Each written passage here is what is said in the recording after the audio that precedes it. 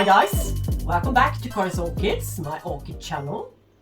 I'm located in Gothenburg, the second largest city in the country of Sweden, up north in northern part of Europe. So, Karin, that's my name. That's a quite common name in the northern region, so to speak, Scandinavia. Anyway, so you know where I am. And this is going to be a CareCollab video, Myrmecophila general care. Yeah, I'm trying to collect a few, but hasn't been all that lucky, so I only have 3 for now. But yeah, you know me, there will surely be a few more in my collection before long. Anyway, this CareCollab is going to be together with a few other channels, and this time not so many, so I'm going to give them out to you directly. And it's Fernanda, Nascimento, Orchids and Succulents, and it's Ninja Orchids, and Galia's Orchids. I hope that was pronounced correctly, but yeah, Galia's Orchids. Like usual, as always, I'm going to put a few links to their channels in the description box below. So, yeah, I love that genus, mostly for its huge, fat, bat-shaped pseudobulbs. Yeah, that's my thing, really. I love the bat-shaped pseudobulbs, fat pseudobulbs. And of course, when I saw the blooms, yeah, I love them even more. Really, really nicely shaped. I mean, the form and the patterning, yeah, it was really striking and appealed to me a lot. That much I can say. Let us move into the room where they stay, where they sit, where they have their place. And yeah, I did promise to upload a report or not report video on the orchids I got from Hans Christiansen and Orchid Garden in Denmark last week. Yeah, went on a trip to his nursery in Denmark. But I have a lot of stuff going on in my life now, and recently there's been far too much to do. So, well, no video, but this video is going to come first, and my second video is going to be that one. So, yeah. Firstly, I was thinking about maybe put them together in the same video, but, well, it won't work out properly. No, I don't think that would be a good idea. So, this is how it ended. Only Myrmecophilas in this one, as it should be, of course. But anyway, here they are. 3 Myrmecophilas. I've got the, as it says, Schomburgia, but now is reclassified to Myrmecophila instead. And this one, Exaltata, it's got its right genus on its tag already, even though I got these 2 guys from the very same order. Yeah, but the tags may be older and printed in advance many years ago. Well, so I just want to get rid of the tags in stock, perhaps, at the nurseries. And this one is right labeled Myrmecophila Albopurpurea. Sitting here on my shelf from IKEA. And not much humidity to brag about. No heat, really. Today, as well. 40% humidity. 22.5 degrees Celsius. Receiving LED light. 4000 Kelvin bright light, daylight, as well as some natural light coming in through this window, my large window, during morning time, southeast facing window. So, and sometimes I also point this lamp with a scale of bluish, reddish and whitish light towards it. And from now on, I will try to remember to point it directly towards these guys. But these guys are still young plants. Now let's move these guys into the into my kitchen so we can see them more properly. So, you want to know why they are reclassified from Schomburgia orchids to Myrmecophila? Myrmex means ant in Greek.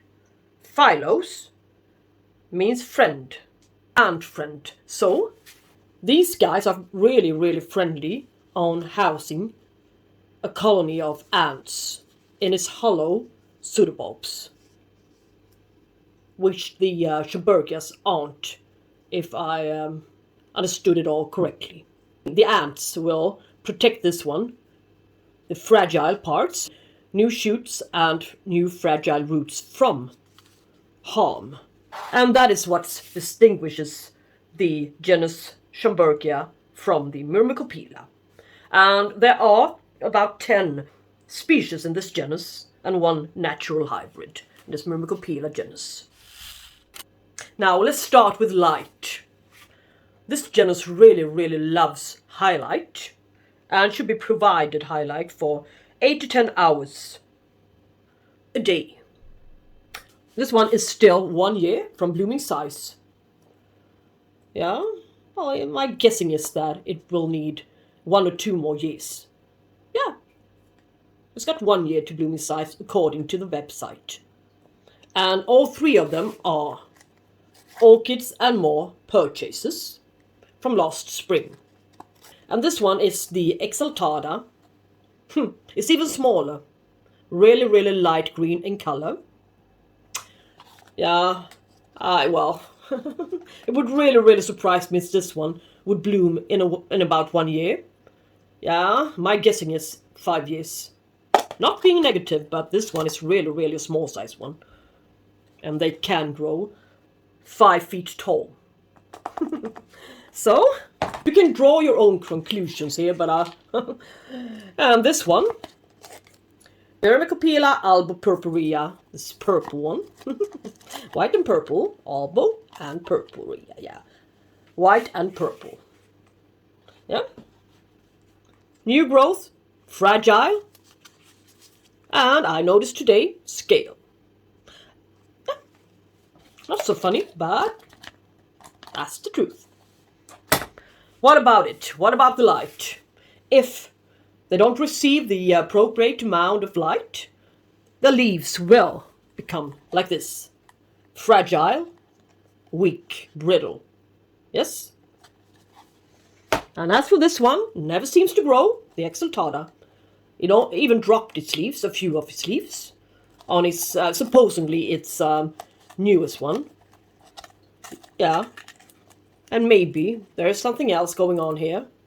Maybe this pseudobulb is about to rot off for us as well. Yeah. But with not enough amount of light, its leaves will turn yellow, lose its color, and perhaps drop, as in this case. And not growing as tall and wide as they should be. Not a good plant anymore. And this one, yeah, its newest growth. It's the leaf is a little bit fragile and, shall we say, soft. But maybe this will, yeah, will correct itself in a while, a few days, in a week or so. But yeah, it needs some more light, I reckon. But this one is growing best of them all, and the reason is. And this one had good roots from the very beginning. See, all the way down to the bottom of the pot. And I was expecting this one to be having a shallow root system as well when I got it, but I was surprised that this one had the best set of roots of them all. If you look at this one, its companion from the same order. No sign of any roots in here, still, after 1 year. Yeah. Even as a small size, quite young plant, they will need some good light to grow its leaves properly. Temperatures and humidity. It's a hot growing orchid, really hot growing.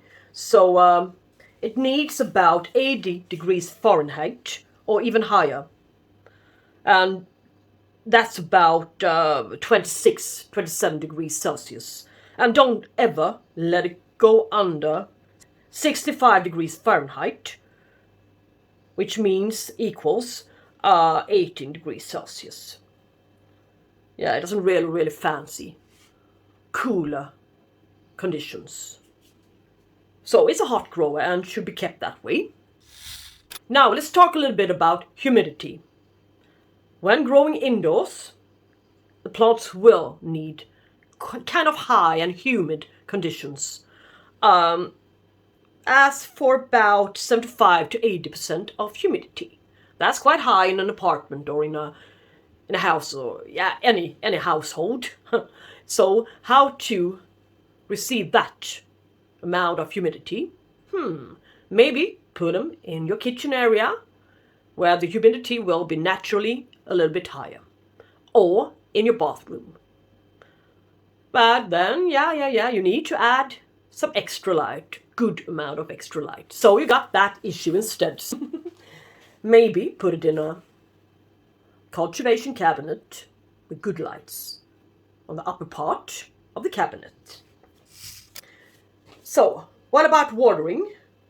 Don't never ever let these guys dry out thoroughly.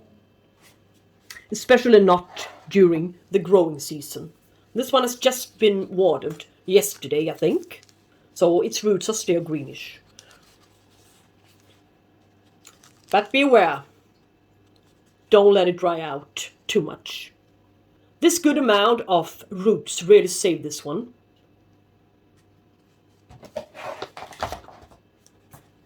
But this one wasn't saved really. It's drying out far too much to the surface for its good to benefit it. So I will need to mount this one, I believe. So what about fertilizing? If you read about it, you shouldn't be fertilizing this one all that much. Perhaps once or twice a month will be sufficient enough for it. Yeah, I do agree. Really. A balanced one, 20-20-20 perhaps. And that's what I am using quite frequently in my orchid growing. Yeah, 20-20-20. So, where does it come from? Yeah, it's from the southern part of Brazil to Mexico and the West Indies. So, really, really tropical orchid. What about its blooms? Well, it usually blooms in springtime. And potting media. This one, well, it might do good on a mount as well. But as I saw its lovely, lovely roots, I figured it might as well stay in a pot. Okay, a new growth is coming here. But this sheath is really, really, really tightly arranged here on its pseudobulb. So I wouldn't dare to touch it in order to perhaps break this little growth. And but anyway, could be mounted, but it's not. This one is suitable to sit in a container, in a plastic container, or clay pot, or perhaps when it's becoming wider, taller, larger, it will become a little bit too top heavy, so to sit in a plastic container. So I will switch to perhaps a clay pot instead for this one. But for now, it's sitting in this media, in this pot, 9cm pot, bark, perlite, and some rock wool, in order to keep it from getting too sour and too acidic. That's why I'm using the rock wool instead of sphagnum moss as an additive to the medium. So, and his friend Myrmecophila Exaltata is also sitting in similar, or shall we say equal setup. Medium grade bark, perlite, and rock wool. This one isn't doing as great, so I'm planning on perhaps mounting this one when my cultivation cabinet arrives in the future, and I will have to remove this pseudobulb, this roddening one. So, on a mount, it will be much better for this plant. Some better light and some more humidity. Yeah, it's not hydrating enough here. It's not as good of a plant as I thought it would be. And the same thing goes for this one. Better on a mount, I believe, with this shallow root system. Yes. Well, they may be affected by mealybugs and scale. And as you could see, I thought I got rid of everything, but as they still are sitting in bark, the little bastards found their way to the ones sitting in bark, not to the ones sitting in semi-hydro. Yeah, never-ending story. So you can see that they are susceptible of getting scale and mealybugs. That's what they get. That one has still got it. Well, this one looks clean, but I will have to check this one up since it's sitting next door. It's this next door neighbor. Yes. But overall, kind of good quality plants from Orchids and more. And I also made a new order. 40 new orchids arriving tomorrow, perhaps, or maybe next week on Monday. No new Myrmecophilas though. Maybe next time they will have put up a few more to the web shop. A lot more with lovelier blooms than the ones available this time. So, to sum it all up, the key elements is light, humidity, space, and heat. So, with that said, I'm gonna thank you all so very much for watching this little CareCollab video on my 3 Myrmecophila orchids. Yeah, and the general care. And until I see you next time, take care and talk to you soon.